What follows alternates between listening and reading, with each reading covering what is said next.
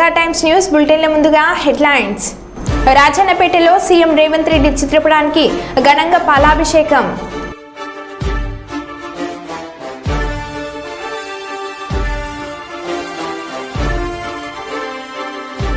దివ్యాంగులకు ఉచిత battery cycles పంపిణీ చేసిన వర్ధనపేట ఎమ్మెల్యే కేఆర్ నాగరాజ్.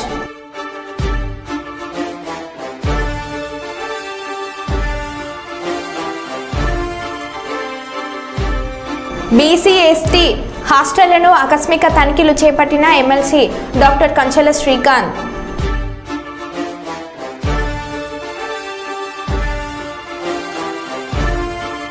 విద్యా వ్యవస్థను మరింత పటిష్టం చేస్తాం ఎంపీ బస్తీపాటి నాగరాజు.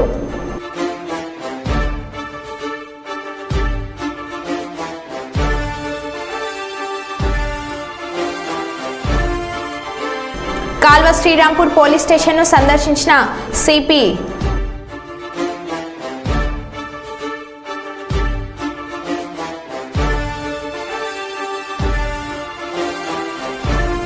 ఇక వివరాల్లోకి వెళ్తే, ఆత్మకూరు నుండి కొలను భారతి క్షేత్ర ఆర్యవైశ్య నిత్య అన్నదాన సత్రం కమిటీ ఆధ్వర్యంలో కర్నూలులో ఉన్న గౌరవ కుల పెద్దలు మాన్యశ్రీ మాజీ రాజ్యసభ సభ్యులు టీజీ వెంకటేష్ని మరియు యువ వైశ్య నాయకులు రాష్ట్ర మంత్రి వర్యులు గౌరవ శ్రీ టీజీ భరత్ని మరియు శ్రీశైల వాసవి సత్రం సముదాయాల కమిటీ సెక్రటరీగా నియమితులైన గౌరవ శ్రీ ఇల్లూరి లక్ష్మయ్యని కలిసి సన్మానించడం జరిగింది.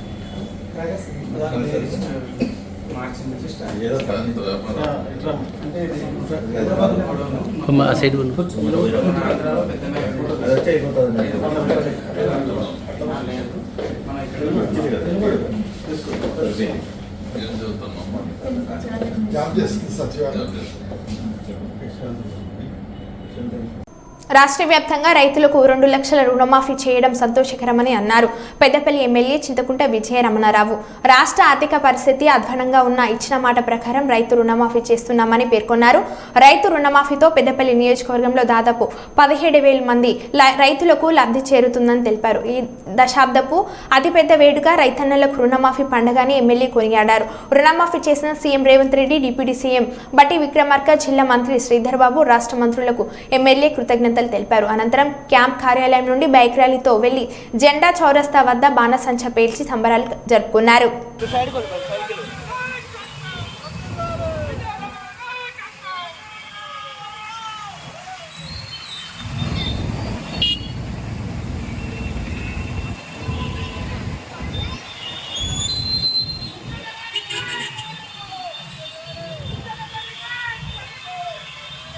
రాష్ట్ర వ్యాప్తంగా 31,000 కోట్ల రూపాయలతోని రేవంత్ రెడ్డి గారి నాయకత్వంలో ఈ రాష్ట్రంలో రైతు రుణమాఫీ ప్రక్రియ కొద్దిసేపటి కిందనే ముఖ్యమంత్రి గారు ప్రారంభించడం జరిగింది.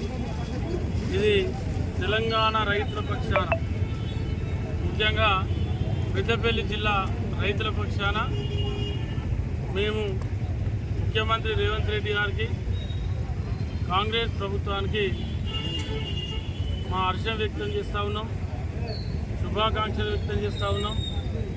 ఇంత పెద్ద నిర్ణయం తీసుకొని గతంలో ఎన్నడూ లేని విధంగా, గతంలో ఇప్పుడు మరి ఇంత పెద్ద ఎత్తున దాదాపు 31,000 కోట్ల రూపాయలు ఖర్చు పెట్టి 29 రాష్ట్రాలలో ఏ రాష్ట్రంలో కూడా రైతులకు సంబంధించినటువంటి రైతు రుణమాఫీ జరగలేదు. మరి వాళ్ళ జరిగింది అని అంటే అది నిజంగా కూడా. రాయలసీమ యూనివర్సిటీ వైస్ ఛాన్సలర్గా నియమితులైన ఎన్టీకే నాయక్ ఈరోజు పాణ్యం ఎమ్మెల్యే శ్రీమతి గౌరచరితారెడ్డిని వారి నివాసంలో మర్యాదపూర్వకంగా పుష్పగుచ్చం ఇచ్చి కలవడం జరిగింది.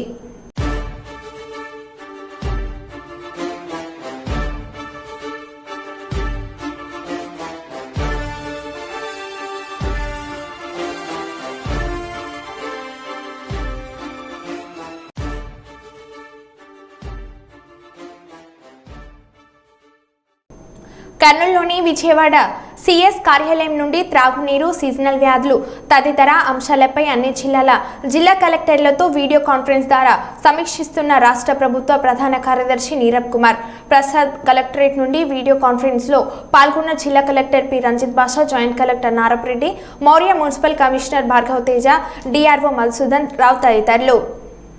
కాళోజీ కళాక్షేత్రం నిర్మాణ పనులను ఆగస్టు 15 కల్లా పూర్తి చేయాలని హన్మకొండ జిల్లా కలెక్టర్ పి ప్రావీణ్య అధికారులను, నిర్మాణ సంస్థ ప్రతినిధులను ఆదేశించారు. శుక్రవారం హన్మకొండ బాలసముద్రంలోని నిర్మాణంలో ఉన్న కాళోజీ కళాక్షేత్రం పనులను కలెక్టర్ పరిశీలించారు.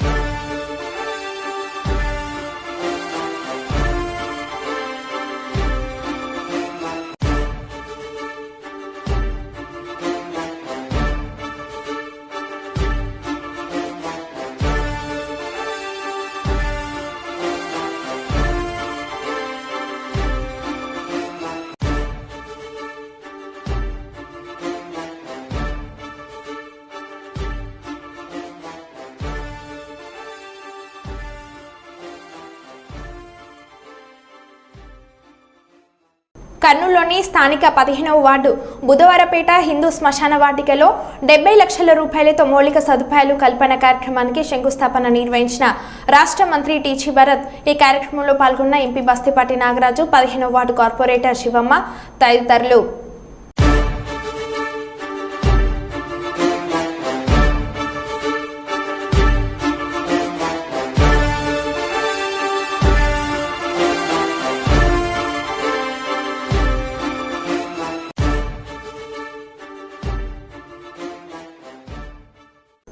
రాజన్న సిరిసిల్ల జిల్లా ఎల్లారెడ్డిపేట మండలం రాజన్నపేట గ్రామానికి చెందిన రైతులు ₹1,00,000 రుణమాఫీ చేసినందుకు తెలంగాణ సీఎం యనమల రేవంత్ రెడ్డి చిత్రపటానికి పాలాభిషేకం చేశారు. మరో 2 విడతలుగా విడుదల చేయనున్నట్లు తెలిపిన అధికారులు, రైతులు సంతోషంగా సీఎం రేవంత్ రెడ్డి చిత్రపటానికి పాలాభిషేకం చేసిన రైతులు. ఇందులో పాల్గొన్న వారు కాంగ్రెస్ పార్టీ గ్రామ శాఖ నాయకులు, సీనియర్ నాయకులు, జిల్లా నాయకులు, రైతులు పాల్గొన్నారు. జై కాంగ్రెస్, జై కాంగ్రెస్, జై కాంగ్రెస్.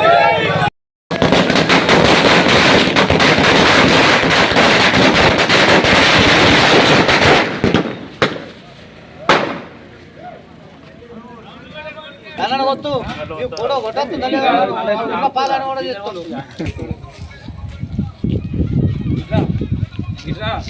పదకొండుకి ఫోటో మంచిది.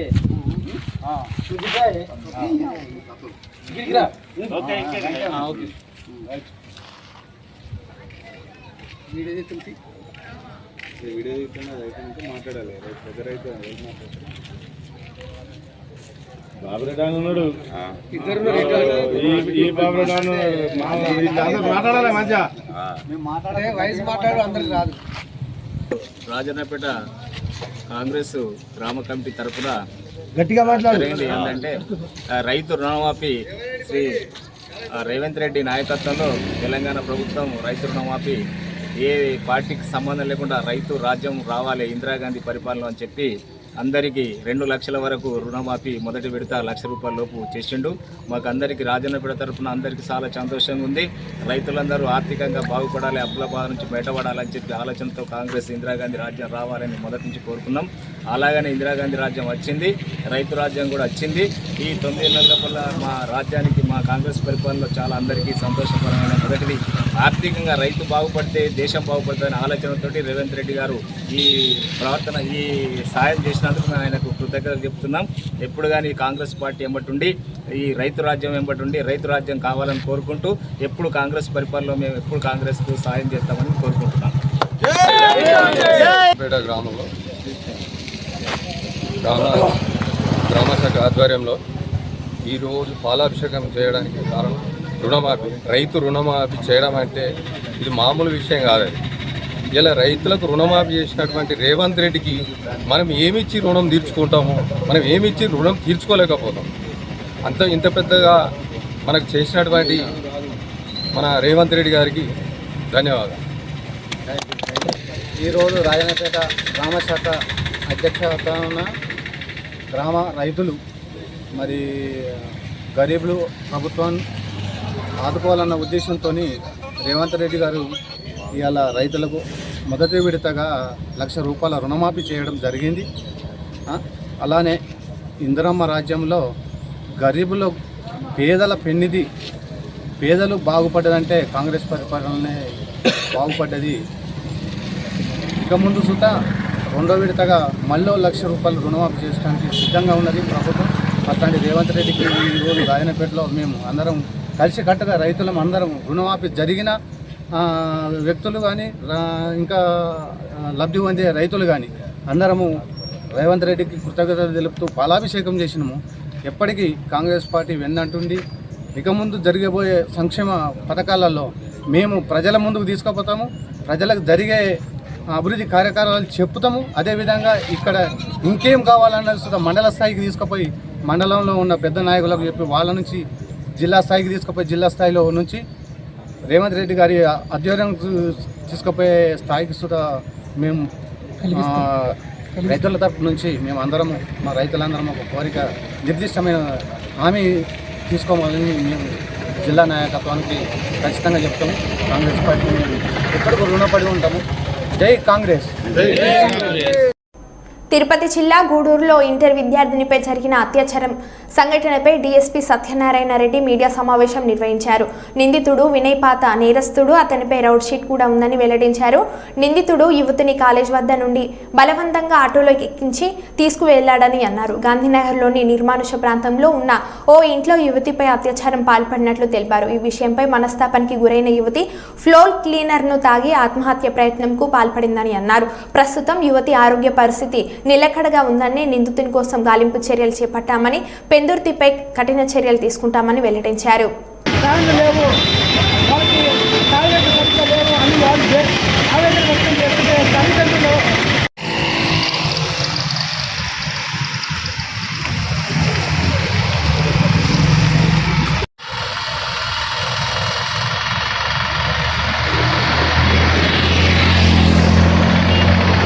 అందుకని అమ్మాయి అమ్మ పడుతున్నాడు. అమ్మాయికి 19 ఇప్పుడు వాళ్ళే టీ సెంటర్ ఇక్కడ కూర్చో ఉంటాడు సార్. ఒక్కసారి వీడియో అయిపోయిందా?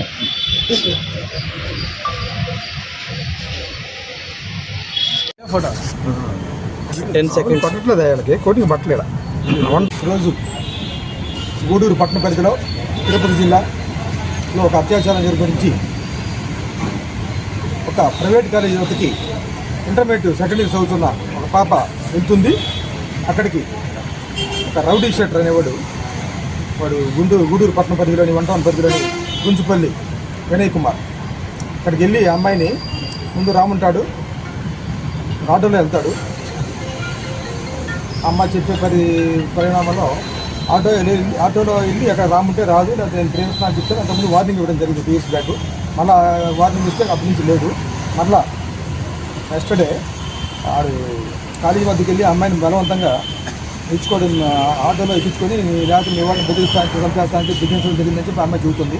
తర్వాత అదే గూడూరు 2 టౌన్ పరిధిలో గాంధీనగర్ పరిధిలో నిర్మానుష్యంగా ఉన్న కొన్ని ఇల్లు వదిలేసిన ఇల్లు ఉన్నాయి. అక్కడ అక్కడికి తీసుకెళ్ళడం జరిగింది. కొద్దిసేపు అమ్మాయిని రిక్వెస్ట్ చేశాడు, బతిమలాడాడు, బెదిరించాడు. ఇది జరిగి లాస్ట్కి అమ్మాయిని అత్యాచారం చేయడం జరిగింది. ఆ అమ్మాయి ఇంటికి వచ్చి చెప్పకుండా లైజాల్ అంటే మన క్లీన్ చేసుకుంటాం కదా, ఫ్లోర్ క్లీన్ చేసుకునేదాన్ని ఇంట్లో తాగడం జరిగింది భయంతో. తర్వాత దాన్ని వామిటింగ్ వస్తుంటే అప్పుడు తల్లిదండ్రులు అడిగితే అప్పుడు చెప్తుంది జరిగిందని. దాని మీద ఆ అమ్మాయి మీద అత్యాచారం చేసిన వినయ్ కుమార్ మీద కేసు రిజిస్టర్ జరిగింది. అతనికి కూడా 2 పార్టీలు మనం క్యాచ్ కోసం అతన్ని క్యాచింగ్ కోసం పెట్టడం జరిగింది. దీని మీద కూడా చాలా సీరియస్ యాక్షన్ మా ఎస్పీ గారు చెప్పారు. ఆ సారు చాలా సీరియస్ యాక్షన్ తీసుకోవడం జరుగుతుంది. వారిని ఎట్టి పరిస్థితుల్లో వదలం. ఇలాంటి ఆడపిల్లల మీద అఘాత్యాలు ఈ జరిగితే మటుకి ఏ ఒక్కరికైనా అందరూ మిగతా వాళ్ళకు కూడా రిమైనింగ్ పీపుల్ కూడా షీట్లు ఓపెన్ చేయడం జరుగుతుంది. చిన్నపిల్లల మీద మరి జరిగితే మటుకి ప్రత్యేక కోర్టులతో వారిని యాజ్ ఎర్లీ యాజ్ పాసిబుల్ వాళ్ళ మీద ఛార్జ్ షీట్ ఫైల్ చేయడం, మన ఫోరెన్సిక్ సంబంధించిన ల్యాబులకు కూడా సంబంధించిన ఇన్ఫర్మేషన్ కూడా తీసుకోవడం, ఇమీడియట్గా ఛార్జ్ షీట్ ఫైల్ చేసి శిక్షలు వేధించే విధంగా కూడా చర్యలు తీసుకోమని చెప్పి పైనుంచి అధికారులు మాకు తెలియపరిచారు. ఆ విధంగా చేస్తాము. వారి మీద సీట్లు కూడా ఓపెన్ చేయడం జరిగింది. ఇంకా 2 కేసులకు ఇన్వాల్వ్ అయ్యి పీడీ యాక్ట్ కూడా వాళ్ళ మీద ఇంప్లిమెంట్ చేస్తాము. అందువల్ల ఇలాంటి ఆడపిల్లల మీద అఘాయిత్యాలు జరుగుతున్నప్పటికీ చాలా సీరియస్గా మీరు యాక్షన్ తీసుకోమని చెప్పి మా పై అధికారుల నుంచి అధికారులు ఆదేశాలు ఇవ్వడమైంది. అందువల్ల జాగ్రత్తగా ఎవరి పని వాళ్ళు చేసుకోవాలి తప్పితే ఆడపిల్లల జోలికి వెళ్ళి వాళ్ళ జీవితాలు నాశనం చేసుకొని పడైపోవద్దని చెప్పి మీ ద్వారా యువతకి హెచ్చరిస్తున్నాను. ప్రస్తుతం 5 ఏళ్ల వైసీపీ పాలనలో జగన్ కడుతున్నవి ఇల్లు కాదు ఊర్లు అంటూ కోట్ల రూపాయలతో ఫేక్ ప్రచారం చేసుకున్నారు. జగన్ వాస్తవంగా కట్టిన ఇల్లు ఇసుక గుళ్ల కంటే ఘోరంగా ఉన్నాయని మాజీ మంత్రి దేవినేని ఉమామహేశ్వరరావు అన్నారు. పేదవాడి ఇల్లంటే ఇంత అశ్రద్ధ, ఇంత అవినీత, ఇంత దుర్మార్గం, ఇంత బాధ్యత. ఒక పేదవాడు సామాన్యుడి ఇల్లు అది కిచెన్ అండి, ఇది కిచెన్, గ్యాస్ స్టవ్ కూడా పట్టదు. చూడండి ఎలా మీ పునాదులు ఎంత బలంగా ఉన్నాయో చూడు జగన్. నీ కొంప పునాదులు ఎలా ఉన్నాయి, పేదవాడి ఇల్లు పునాదులు ఎలా వేసావో చూడు. అడు చూడండి. ఒక మనిషి కూడా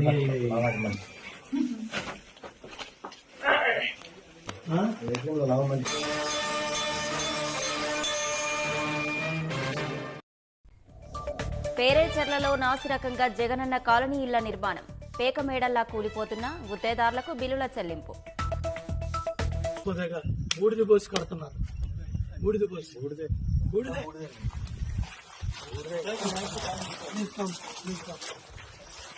చేతులు నీళ్లు పడతాయి. హౌస్ కన్స్ట్రక్షన్ అదేనది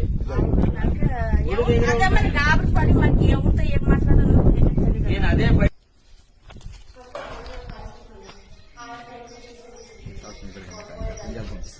తీసేవరకు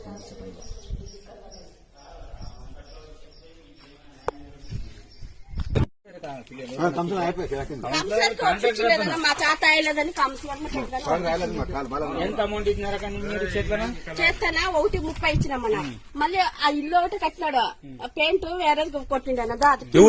దేవరపల్లిలో మునుపెన్నడూ లేనంతగా విపరీతంగా వర్షంతో రోడ్లు జలమయం కావడంతో వాహనదారులు ప్రయాణికులు తీవ్ర అవస్థలు పడుతున్నారు. ఎస్బీఐ బ్యాంక్ లోపలికి చేరిన వర్షపు నీరు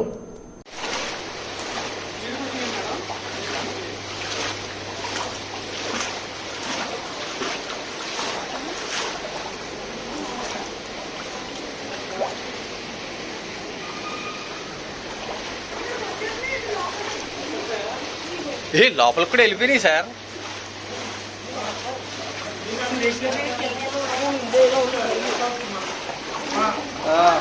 అందరూ నీళ్ళల్లో ఉన్నారు. మళ్ళీ మొత్తం అంతా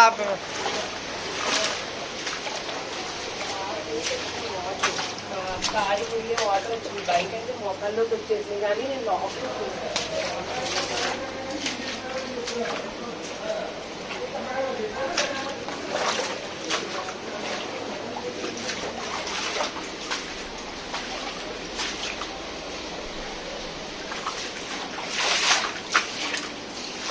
జిన్నారంలో ఎమ్మెల్యే మహిపాల్ రెడ్డికి చేదు అనుభవం జరిగింది.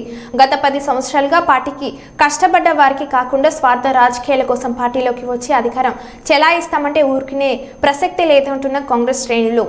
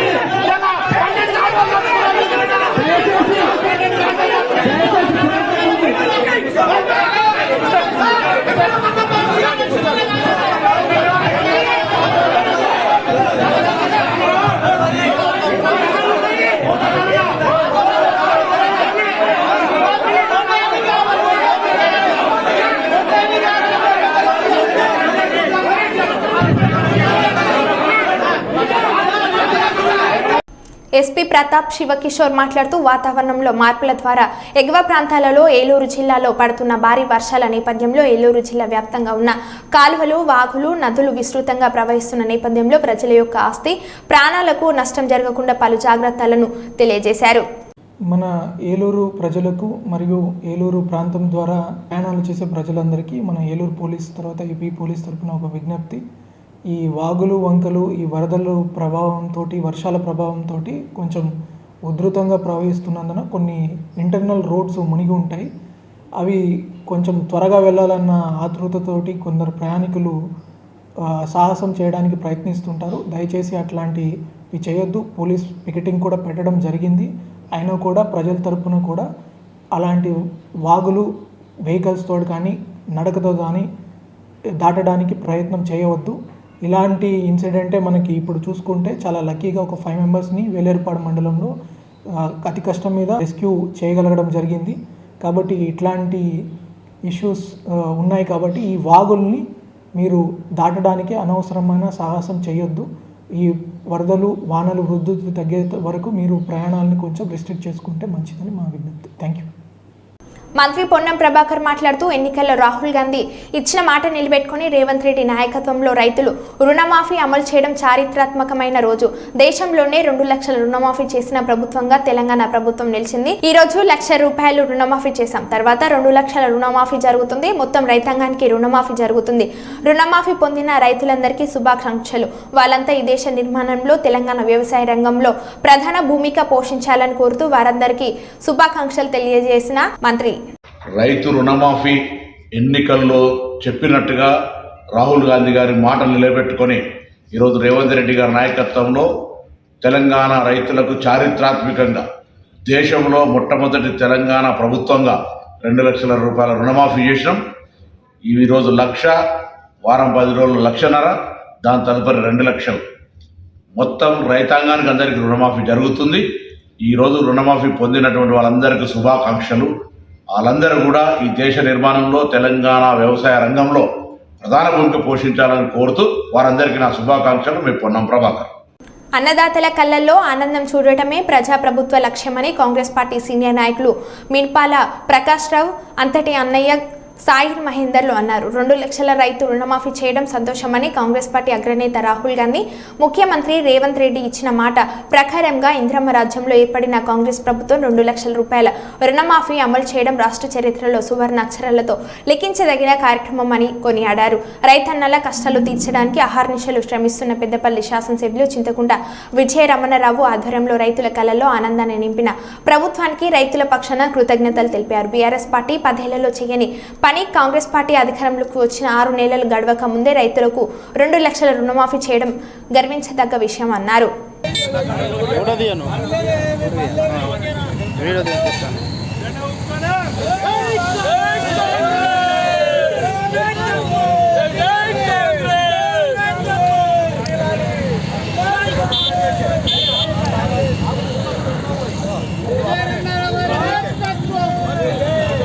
ఇంటికి పెట్టు కొంచెం.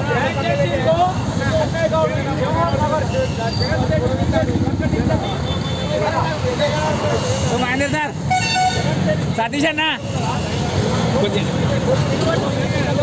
సతీష్ అన్న